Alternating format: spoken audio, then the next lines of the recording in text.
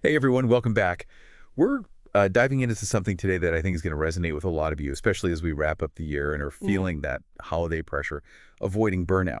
hmm We're taking a look at some insights from Kiara, a single mom of three who wrote the book Grace for Every Day. I was drawn to Kiara's approach because she doesn't sugarcoat things. She gets the very real stressors that single moms face. I mean, the to-do list never ends, right? Right. But she also offers like a really practical, faith-based toolkit for navigating it all. Yeah, it's not just about powering through. It's about finding ways to replenish your energy and tap into a deeper sense of peace. Hmm. So where do we start? Kiara emphasizes identifying those burnout sources right off the bat. Exactly. It's like if your car engine is sputtering, you don't just keep driving and hope for the best. You need to figure out what's causing the problem. Yeah. So Kira says take a minute to really pinpoint those stressors. Maybe it's the financial strain, maybe it's the weight of all the decisions falling on your shoulders, or maybe it's just feeling like you're constantly on call.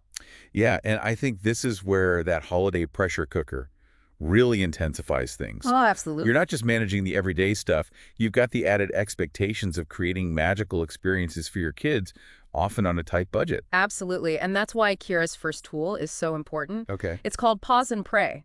And it's all about carving out just 5 minutes each day to connect with your faith and consciously let go of those burdens. I have to admit, when I first read this, I thought, 5 minutes. How can that possibly make a difference? But the more I thought about it, the more I realized that even those small pockets of stillness can be transformative. It's about intentionally shifting your focus away from the chaos and tapping into a source of strength that's always available to you. It's interesting because research has actually shown that even brief periods of meditation or prayer can have a tangible impact on reducing stress hormones and promoting feelings of calm. So there's a real physiological component to this. It's not just wishful thinking. And I love how Kiara ties this practice to a specific scripture. Matthew 11:28. Come to me, all you who are weary and burdened, and I will give you rest. It's such a beautiful reminder that you don't have to carry everything alone. That's so powerful. It's about finding that inner wellspring of strength and resilience. And it reminds me of something else Kira talks about, prioritizing. Sure. It's not just about adding prayer to your to-do list. It's about recognizing that your spiritual well-being is essential, not just an optional extra. Which brings us to Kiara's second tool, Hmm. the priority pyramid. I'm a visual person, so I love this concept.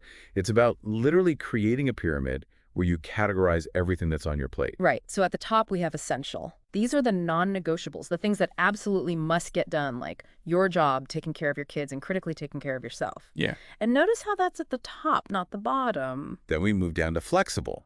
Yes. These are the things that are important, but maybe they can be adjusted or delegated. Right. Think about all those holiday activities or commitments that they all need to happen exactly as planned. Exactly. Could you maybe scale back on the elaborate baking project or opt for a potluck instead of hosting the entire holiday meal yourself?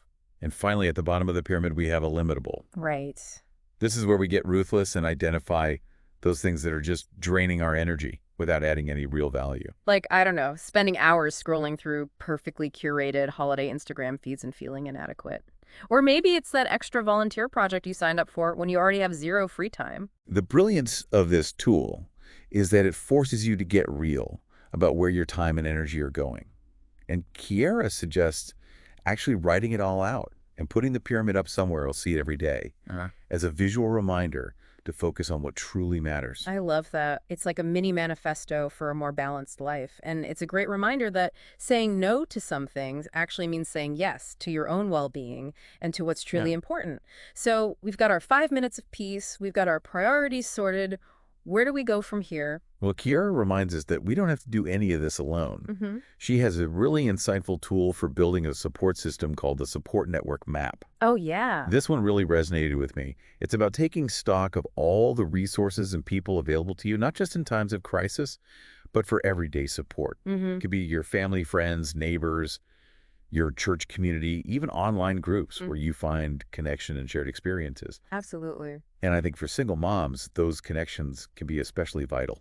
Having a group of other moms who get the unique joys and challenges of single parenthood can be incredibly validating and empowering. Absolutely.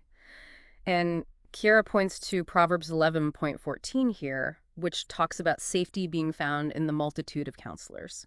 It's a reminder that seeking advice and support is not a weakness. It's actually a sign of wisdom and strength. And this isn't just for single moms. Building a support network map is something anyone can benefit from. It's about recognizing that we're all interconnected, and we don't have to navigate life's challenges in isolation. It really is about recognizing the power of community, isn't it? We're social creatures, we thrive on connection. And when we feel isolated, that's when stress and burnout can really take hold. Totally. And I think Kiera's next tool taps into something that's so important for combating that negativity spiral. Yeah. Cultivating gratitude. She calls it the gratitude jar. Oh, I love this one. It's so simple but so effective. Yeah. The idea is that at the end of each day, you take a moment to reflect on something you're grateful for, write it down on a little piece of paper, and drop it in the jar.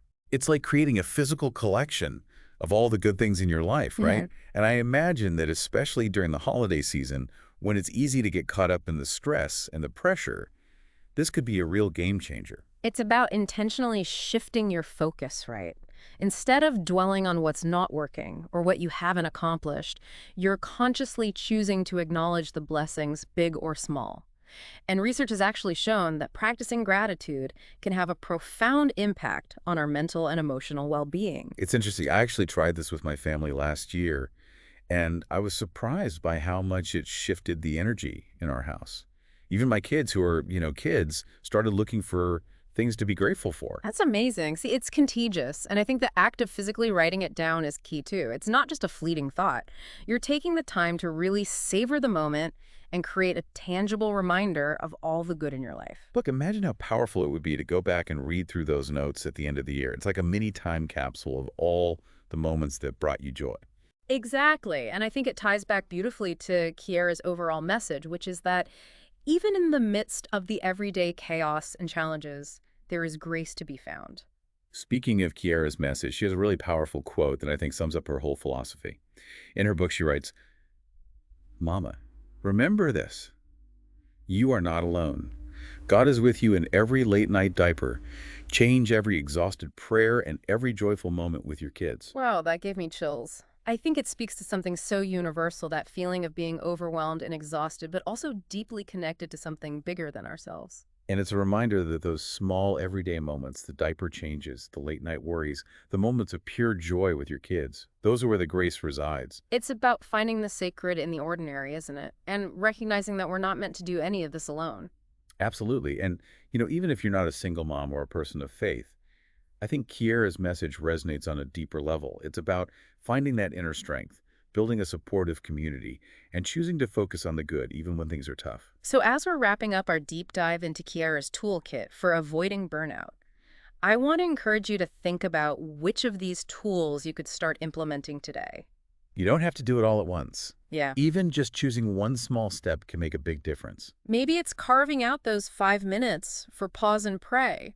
Or maybe it's creating your priority pyramid to get clear on what truly matters. Or perhaps it's starting your own gratitude jar and making it a family ritual. Whatever resonates with you, let that be your starting point, your invitation to grace. Because here's the thing, it's not about achieving Yeah. some kind of perfect stress-free existence. Right. That's not realistic. It's about finding those pockets of peace, Those moments of connection those practices that help you replenish your energy and tap into a deeper sense of resilience so that you can show up as your best self for yourself for your loved ones. and for the world around you. So as we wrap up this deep dive, I want to leave you with this question. what is one small step you can take today? To invite more grace into your everyday life. It doesn't have to be anything grand or complicated, Maybe it's setting a boundary, or asking for help, or simply taking a few deep breaths. and choosing to focus on the good. Whatever it is, Let that be your starting point. your invitation to a more grace-filled life. Thanks for joining us on this deep dive, everyone. We hope you found it insightful and encouraging. And remember, You are not alone on this journey. we're all in this together. Until next time, Keep seeking that grace. and keep diving deep.